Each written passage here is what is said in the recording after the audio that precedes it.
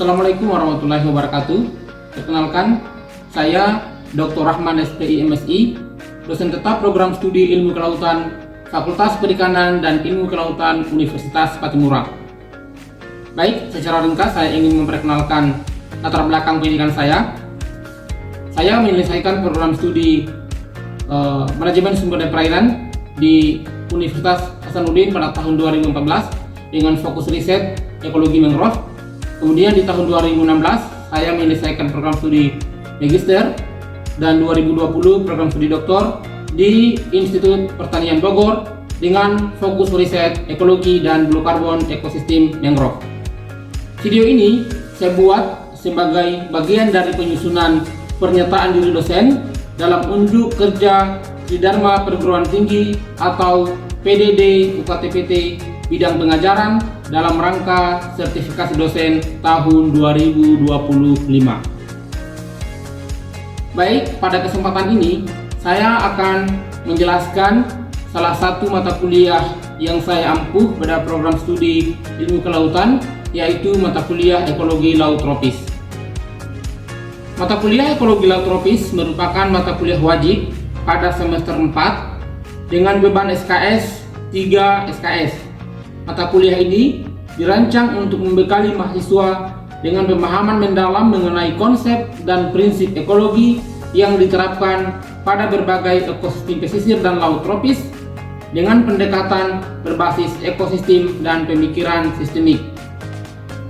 Topik utama yang dikaji pada mata kuliah ini meliputi ekosistem estuari, lamun, mangrove, pantai bersubstrat lunak dan keras, zona subtidal dangkal, hingga meiofauna, serta pembahasan khusus tentang resiliensi ekologi, siklus panarki, dinamika karbon dalam sistem mangrove, dan dampak perubahan iklim terhadap lingkungan laut tropis.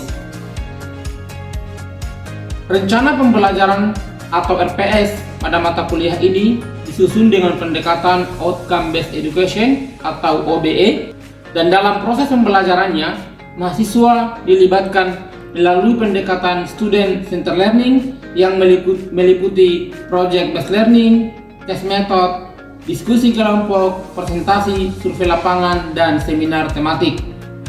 Melalui mata kuliah ini, mahasiswa diharapkan mampu pertama, menerapkan prinsip-prinsip ekologi dalam menganalisis struktur dan fungsi berbagai sistem pesisir tropis.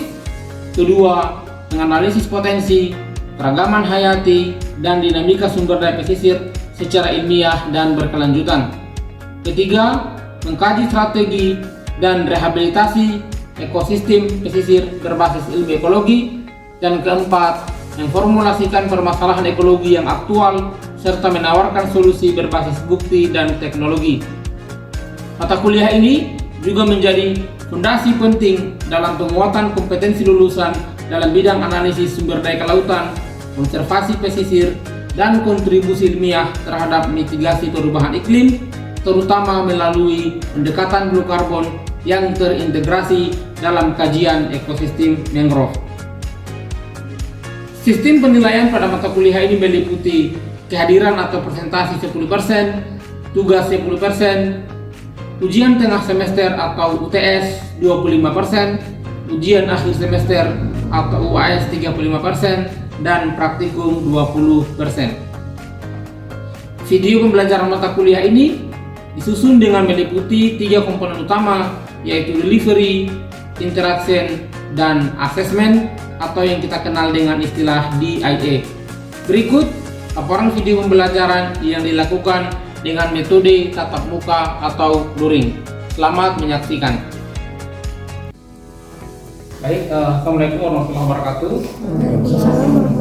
Dan selamat siang. Hari ini kita akan melanjutkan kuliah kita di mata kuliah Ekologi Laut Tropis, dan topik bahasan kita hari ini adalah ekologi mangrove. Apa itu ekologi mangrove? Ekologi pada dasarnya kita bicara terkait interaksi antara komponen biotik, yaitu makhluk hidup, dan komponen abiotik, yaitu prinsip dasar dari ekologi. di mana dari interaksi itu saling mempengaruhi satu sama lain. Apakah biotik mempengaruhi biotik yang lain atau abiotik yang mempengaruhi biotik. Itu prinsip dasar dari ekologi. Nah, menurut Odum 93, dia mengatakan bahwa ekologi itu interaksi antara biotik dan abiotik, tapi termasuk manusia, including human. Mengapa manusia bisa masuk di dalam sistem ekologi? Ada yang bisa kasih pendapat?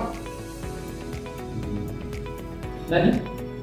Mungkin karena manusia itu secara gagal memang berbeda. Jadi secara tidak langsung manusia ada berinteraksi terus dengan manusia. Oke, benar ya. Jadi manusia menjadi bagian dari sistem ekologi yang tidak terpisahkan. Kenapa? Karena pada dasarnya manusia adalah pengguna dari ruang hidup ekologi. Misalnya mangrove, manusia menggunakan ekosistem mangrove, entah memanfaatkan kayu atau menangkap ikan di kawasan ekosistem mangrove. Intinya manusia menurut Odum juga bagian yang satu dengan sistem ekologi itu sendiri. Paham ya? Nah, berarti kalau kita bicara ekologi mangrove, maka kita berbicara terkait sistem terjadinya interaksi antara komponen biotik dan abiotik yang saling mempengaruhi satu sama lain, khususnya di kawasan ekosistem mangrove. Kalau mangrove sendiri tahu apa itu mangrove? Mangrove adalah tumbuhan atau tanaman di kawasan ekosistem pesisir yang hidupnya dipengaruhi oleh pasang surut air laut, ya, seperti itu. Nah, ini komponen-komponen biotik yang ada di ekosistem mangrove. Pasti yang utama adalah mangrove, karena bicaranya adalah ekosistem mangrove. Kemudian ikan, udang, kepiting, dan biota-biota yang lain sampai pada level mikroorganisme. Sementara komponen abiotiknya itu adalah umumnya parameter peredaran seperti suhu, salinitas, karena semua parameter ini mempengaruhi kehidupan dari biota yang ada di ekosistem mangrove atau bahkan mempengaruhi mangrove itu sendiri, ya. Kemudian substrat berpasir, lumpur, dan infrastruktur lain. Misalnya ini kan ada infrastruktur nih. Apakah kehadiran infrastruktur ini mempengaruhi sistem ekologi? Mempengaruhi? Ya pasti mempengaruhi. Mungkin sebelum ada ini di sini ada tempat pemijahan atau apa, tapi ketika dibangun maka pasti akan ada pergeseran, ya, perubahan sistem ekologi yang terjadi. Nah, ini contoh bagaimana parameter abiotik khususnya salinitas mempengaruhi stratifikasi mangrove. Jadi semakin tinggi kadar garam, maka spesies tertentu saja yang bisa bertahan di situ. Makanya tidak heran kita sering menemukan spesies Nuratia alba dan Rhizophora stylosa itu umumnya ada di depan karena di situ salinitasnya tinggi. Tapi semakin ke arah darat, salinitas semakin berkurang, khususnya di daerah estuari atau yang ada sungai, maka spesiesnya akan semakin tidak toleran terhadap salinitas. Umumnya didominasi oleh Nympha fructicans atau kadang kita menemukan jenis Seriops. Itu kalau di salinitas tawar. Tapi kalau yang salinitas asin 30-an ke atas itu umumnya kita menemukan jenis Nuratia alba. Nah, ini bagaimana interaksi atau pengaruh dari habitat substrat terhadap pelagonasi. Jadi biasanya yang berlumpur itu Nympha, yang lumpur berpasir itu Rhizophora, ya, berbuira. Tapi kalau yang berpasir itu dominannya adalah Nuratia alba, ya. Paham ya? Itu bagaimana interaksi di dalam sistem ekologi antara komponen biotik dan abiotik yang dikatakan saling mempengaruhi satu sama lain. Nah, fungsi ekologi mangrove ada apa sih? Yang umumnya ada 3, ya. Ada sebagai tempat mencari makan atau kita kenal dengan istilah feeding ground, kemudian tempat memijak, spawning ground, dan tempat pengasuhan atau nursery ground. Nah, hasil penelitian kami menemukan bahwa di ekosistem mangrove di Indonesia itu kurang lebih ada 125 spesies ikan dari 47 famili, 169 macrobenthos dari 52 famili, dan ada fauna macrobenthos seperti gastropod 92 spesies, bivalvia 24 spesies, kemudian crustacea itu tahu tuh, kepiting, ya, itu 48 spesies, dan polychaeta dan maxillopod. Ini sangat tinggi memang bagaimana keanekaragaman spesies yang ada di ekosistem mangrove dalam kaitannya dengan fungsi ekologi mangrove. Nah, dengan banyaknya biota tadi, maka akan ada interaksi lagi yang lebih kompleks di antara komponen biotik dan abiotik yang membentuk rantai atau jaring makanan. Karena daun-daun mangrove yang jatuh itu akan menjadi sumber makanan bagi ikan-ikan. Jadi ketika misalnya daun jatuh, pasti yang mengurai pertama biasa mikroorganisme dulu, ya kan? Setelah membusuk, maka mulai dimanfaatkan oleh ikan-ikan kecil, ya, sampai pada level ikan besar makan manusia, ya kan? Kan manusia pasti kalau sudah nangkap ikan makan, seperti itu ya. Itu bagaimana interaksi biotik dan abiotik dalam ekosistem mangrove. Nah, fungsi fisik dari mangrove adalah sebagai penahan gelombang. Nah, ini ada kalau kita lihat ini simulasi bagaimana peran mangrove di dalam menahan gelombang. Ya, untuk wilayah yang ada mangrove, ketika gelombang datang, maka semakin ke darat energinya semakin berkurang. Nah, sekarang bayangkan kalau tidak ada mangrove, maka pasti energi gelombang itu akan sangat besar, ya kan? Kalau sangat besar, maka dampaknya pada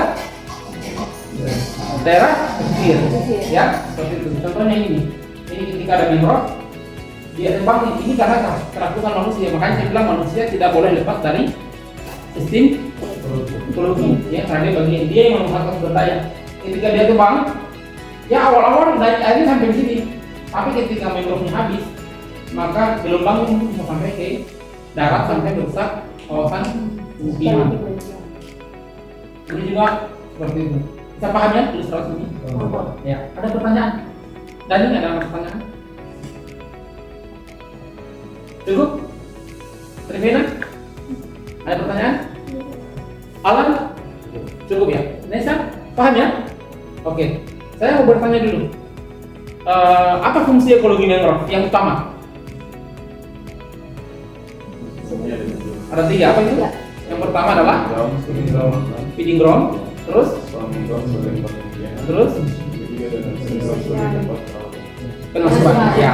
Jadi fungsi ekologi mangrove yang paling utama adalah feeding ground, tempat mencari makan, spawning ground, tempat pemijahan, dan nursery ground, tempat pengasuhan. Ini fungsi utama dari ekologi mangrove. Nah, sekarang fungsi lain dari mangrove adalah sebagai blue carbon. Ya, apa itu blue carbon? Pernah dengar istilah ini? Pernah ya? Kira-kira ketika berbicara tentang blue carbon, kita bicara kaitannya dengan isu apa? Isu pemanasan global atau perubahan iklim. Karena isu itu yang sekarang hangat diperbincangkan di dunia internasional. Karena apa? Dampaknya memang sangat nyata. Nah, blue carbon itu adalah istilah yang digunakan untuk cadangan emisi karbon yang diserap, disimpan, dan dilepaskan oleh ekosistem pesisir. Apa ekosistem pesisir kita? Yang dominan mangrove dan lamun. Ya, itu adalah ekosistem pesisir kita yang dikenal sebagai ekosistem blue carbon. Nah, ini mekanisme penyerapan dan penyimpanan karbon di ekosistem mangrove. Bagaimana prosesnya? Yang pertama adalah fotosintesis. Bagaimana reaksinya? CO2 plus H2O dengan H12O6 dan oksigen. C6 H12O6 ini apa? Glukosa. Di dalam kegiatan mangrove dia disebut dengan istilah biomasa. Nah, biomasa ini mengandung karbon sebesar 46,82%. Itulah yang disimpan di tegakan mangrove, baik itu di akar, batang, dan daun. Kemudian juga ada proses pelepasan karbon, misalnya karbon dari metan dan karbon dari karbon dioksida. Melalui apa? Proses dekomposisi bahan organik. Ya, dari mana bahan organik itu? Jatuhan serasa dari mangrove. Ada sumber lain kira-kira? Masukkan bahan organik dari dari darat, dari limbah domestiknya, sisa-sisa makanan dari masyarakat yang bermukim di kawasan ekosistem mangrove, ya, seperti itu. Nah, ini adalah contoh beberapa penelitian yang mengungkapkan terkait bagaimana peran ekologi mangrove di dalam proses penyimpanan karbon. Umumnya, hasil penelitian ini menyebutkan bahwa karbon itu dominannya disimpan di sedimen. Proses akumulasinya melalui jatuhan, serasa, dan masukan baru dari luar yang kemudian terakumulasi di situ. Ya, makanya kalau kita lihat lumpur di mangrove, kalau kita masuk di kawasan mangrove lalu kaki kita terbenam, itu sebenarnya adalah karbon. Ya, itu karbon. 58% itu karbon. Sisanya adalah pasir dan lain-lain. Ya, seperti itu. Jadi kalau di sini di Mac et al 2021 dia membagi komponen karbon itu menjadi 3. Yang pertama adalah above ground karbon, itu adalah karbon yang ada di tegakan mangrove. Kemudian yang kedua adalah below ground karbon, itu yang di akar. Dan yang ketiga adalah solid organik karbon, itu yang ada di sedimen. Nah, penelitian kami membuat klasifikasi 2. Ya, yang pertama adalah above ground karbon, itu akar dan tegakan pohon. Sementara yang di solid karbon itu murni yang ada di sedimen. Nah, kesimpulannya memang adalah karbon yang ada di sedimen lebih besar 3 hingga 4 kali lipat dibandingkan yang ada di tegakan. Ya. Oke, sejauh ini ada pertanyaan? Ya.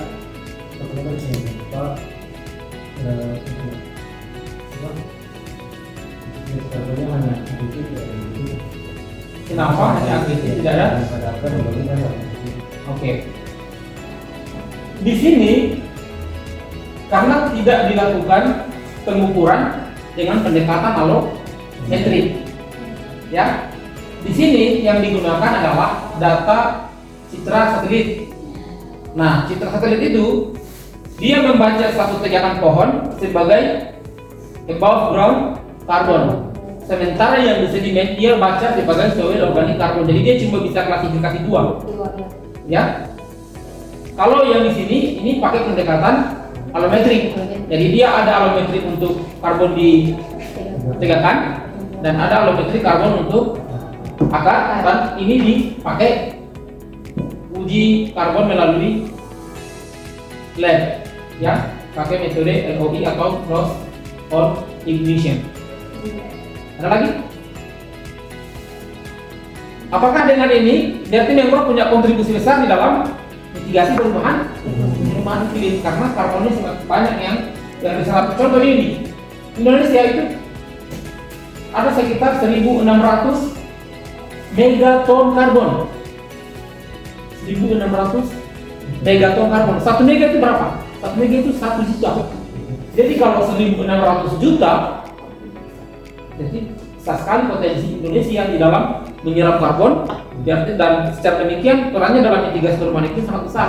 Sehingga kalau mangrove kita dikonversi, karena cara usaha manusia dalam merusak sistem ekologi, ya kita menghilangkan potensi mangrove kita di dalam mencegah perubahan iklim. Ya, seperti itu. Ada pertanyaan? Tidak ada? Tidak ada? Kalau jelas, nah ini saya merekomendasikan kepada kalian 4 buku untuk bisa mempelajari ekosistem mangrove lebih detail, baik itu secara ekologi maupun perannya di dalam mitigasi perubahan iklim. Buku yang pertama itu adalah pedoman teknis pengenalan dan pengolahan ekosistem mangrove. Ini buku kami dengan Bapak Mangrove Indonesia, Profesor Detri Dengen, itu dosen IPB. Beliau itu Bapak Mangrove Indonesia. Jadi ini buku kami bersama beliau. Kalau belajar ekologi mangrove, bagaimana mengenali peran ekologinya, bisa baca buku ini. Buku yang kedua adalah metode dan analisis studi ekosistem mangrove. Buku ini kalian akan belajar banyak terkait bagaimana metode-metode yang digunakan untuk penelitian di ekosistem mangrove, baik struktur komunitas, hitung karbon, emisi gas rumah kaca, hitung gas robot, itu semua ada di buku ini. Menilai mangrove layak atau tidak sebagai kawasan wisata, itu semua ada di buku ini. Kalau kalian mau belajar tentang bagaimana menilai mangrove, nilai ekonominya, nilai sosialnya, nilai budayanya, nilai ekologinya. Kalian bisa baca buku ini terkait penilaian jasa ekosistem mangrove, pendekatan sosial, ekologi, dan ekonomi. Dan kalau kalian ingin mempelajari lebih detail terkait bagaimana pengolahan mangrove kaitannya dengan mitigasi perubahan iklim, kalian bisa baca buku ini. Ini buku baru terbit 2025 bulan Mei kemarin. Judulnya terkait pengolahan ekosistem mangrove dan mitigasi perubahan iklim. Ya. Kalau tertarik dengan bukunya, nanti silahkan hubungi saya. Saya kasih file PDF. Ya. Oke. Kalau tidak ada pertanyaan, berarti pertemuan kali ini kita cukupkan. Nanti akan ada tugas buat kalian yang akan saya kirim lewat ketua angkatan. Kemudian tugas itu dikerjakan untuk dikumpulkan di minggu depan untuk kita lihat sejauh mana pemahaman kalian terhadap materi minggu ini. Cukup? Tidak ada pertanyaan? Oke. Kalau tidak ada, terima kasih. Assalamualaikum warahmatullahi wabarakatuh. Demikianlah video PDD UKT-PT ini dibuat. Semoga dapat memberikan gambaran terkait kinerja proses pembelajaran pada mata kuliah ekologi laut tropis, khususnya pada materi tentang ekologi mangrove dan perannya dalam mitigasi perubahan iklim. Terima kasih. Assalamualaikum warahmatullahi wabarakatuh.